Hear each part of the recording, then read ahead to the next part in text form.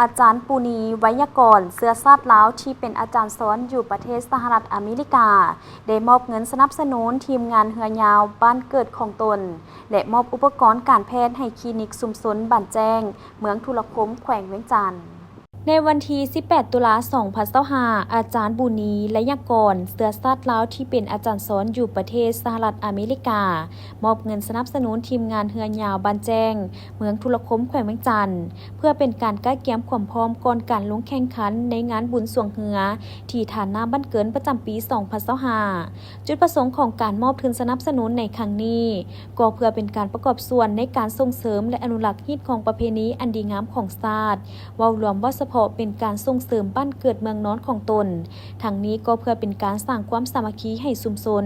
และเปิดโอกาสให้กับเยาวชนสาวหนุ่มได้แสดงออกความรู้ความสามารถของตน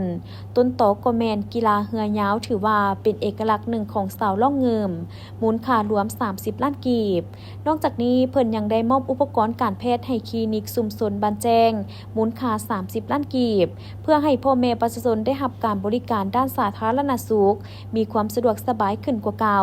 พร้อมทั้งเป็นการยกระดับคลินิกชุมชน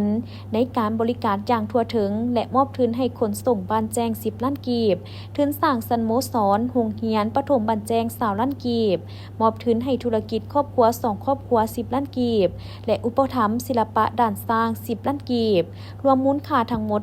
160 ล้านกีบต่างหน้ามอบโดยท่านบุษดีเสยวงศ์เจ้าของห้านโอนเงินและขนส่งหุ่งอรุณ